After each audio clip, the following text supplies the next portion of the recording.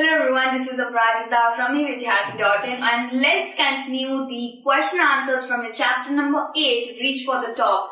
तो बेसिकली हमारे सारे क्वेश्चन आंसर्स हो चुके थे एंड यहाँ पे आपका जो चैप्टर है रीच फॉर द टॉप, इसमें ज्यादा ग्रामर पोर्शन नहीं है, थोड़ा बहुत इसमें फिल इन द ब्लैंक्स थे जो डायरेक्टली टेक्स्ट एंड पैराग्राफ से आपकी डायरेक्ट बुक्स हैं जो आप छाट के निकाल सकते हैं। वो आई थिंक इतनी ज्यादा मैंडेटरी नहीं है, उतनी इंपॉर्टेंस नहीं रखते हैं। तो बेसिकली क्या होता है ना कि हमारे पास कुछ सेंटेंसेस आते हैं जब आप एग्जाम देते हैं ना, तो कभी कभार ट्रू फॉल्स भी सबसे ज्यादा आते हैं, सेंटेंसेस रीमेक करना भी बहुत ज्यादा आता है। तो सेंटेंसेस को बिल्ड करने में कुछ लोगों को प्रॉब्लम हो जाती है, कुछ स्टूडेंट को, बाकी तो सारे महारथी है मुझे पता है। तो आपको ये थोड़ा सा हेल्प करे तो इसलिए मैंने इसको भी ग्रैब आउट करा है। तो सबसे पहले इसको जल्दी स्टार्ट कर लेते हैं। Now rewrite the pair of sentences given below as one sentences. तो बेसिकली हमें इन्हें रीराइट करना है, आपको कुछ सेंटेंसेस दिए जाएंगे, ऑब्वियसली इसमें 5 to 6 मार्क कैरी करते हैं, तो इम्पोर्टेंट है भाई। तो पहला क्वेश्चन क्या है, grandfather told me about the old days, all book were printed on paper then. तो ये एक सेंटेंस ही सेंटेंस सही तो है, लेकिन कहीं ना कहीं इसके में पंचुएशन की गलती हो रही है। तो बेसिकली यहाँ पे जो ये डॉट है ना, ये डॉट नहीं आएगा। हमें क्या करना होता है, हमें एक सेंटेंस बनाना है, ठीक है, वन सेंटेंस हमें एक बनाना है। और यहाँ पे 2 सेंटेंस है, क्यों? क्योंकि यहाँ पे डॉट लग गया है, तो पंचुएशन जहां भी लग जाता है, डॉट लग जाता है ना, फुल स्टॉप, वहां से सेंटेंस खत्म हो जाता है और ये दूसरा सेंटेंस स्टार्ट हो गया है।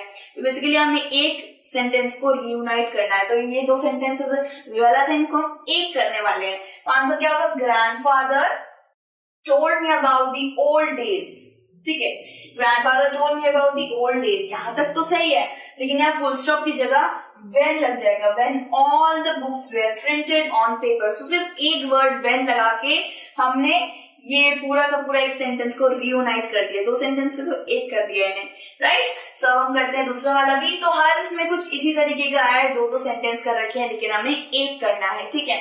So what do you do after you finish the book, perhaps you just throw it away. तो यहाँ पे क्वेश्चन की तरह बोला गया है, सो हमें यहाँ पे इसको ठीक करना है, परहैप्स। तो ये परहैप्स जो वर्ड है नहीं, हमेशा सेंटेंस को बिल्ड करने से पहले लगता है। परहैप्स का मतलब होता है शायद।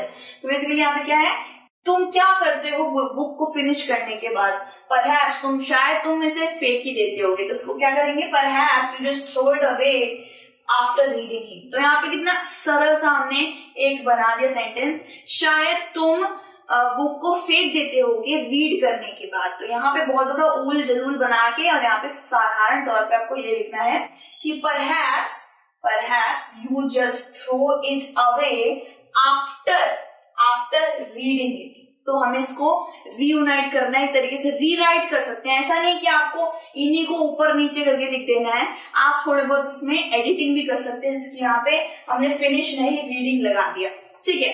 अब करते हैं क्वेश्चन नंबर 3 वाला करते हैं। He gave the girl an apple. He gave the little girl an apple. He took the computer apart. तो यहाँ पे देखिए, यहाँ पे फुल स्टॉप है, यहाँ पे भी 2 सेंटेंस कर रखी है। He gave the little girl an apple, full stop, he took the computer apart. तो लिटिल गर्ल को एक एप्पल दिया है और उसने कंप्यूटर को अलग कर दिया। तो ये तो दो अलग हो गए ना, लेकिन ये हमें रियूनाइट करने, क्योंकि ये दोनों जो सेंटेंसेस है एक ही टाइम पे हो रहे हैं, तो अलग अलग क्यों लिखा जा रहा है, ठीक है। सो आंसर क्या होगा, after giving the little girl an apple, little girl को एप्पल देने के बाद उसने कंप्यूटर को अलग करा। तो ये हमारे आंसर्स क्या हो गए, ये रियूनाइट हो गए। ये 2 सेंटेंस को हमने रियूनाइट कर दिया। After giving the little girl an apple, he took the computer apart. तो ये हमारा सेंटेंस बिल्ड हो गया। So question number 4, I never thought of quitting. I knew what I wanted. अब यहाँ पे भी 2 सेंटेंस बन रहे हैं। देखिए यहाँ पे फुल स्टॉप है, तो 2 सेंटेंस नहीं बनाने, हमें तो सिर्फ एक ही सेंटेंस बनाना है।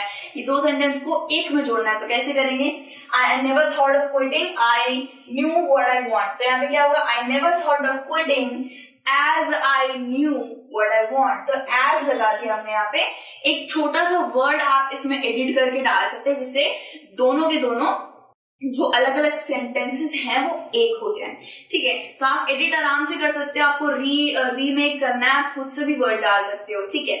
उसके बाद क्या है हमारा 5th वाला है, you have nothing that makes you very determining. तो यहाँ पे भी देखिए, यहाँ से लेके यहाँ तक एक सेंटेंस है और यहाँ से लेके यहाँ तक एक सेंटेंस है। फुल स्टॉप क्या करता है ना, फुल स्टॉप सेंटेंसेस को तोड़ देता है। फुल स्टॉप क्या करता है, एक सेंटेंस को वहीं पे तोड़ देता है, एकदम फुल स्टॉप लगा देता है, ठीक है, उसके बाद हम नहीं लिख सकते हैं।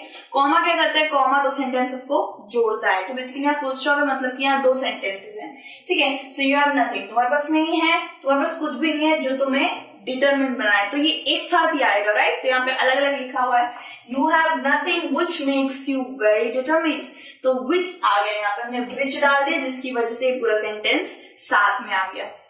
तो ये काफी ज्यादा इंपॉर्टेंट होते हैं, जरूर आते हैं।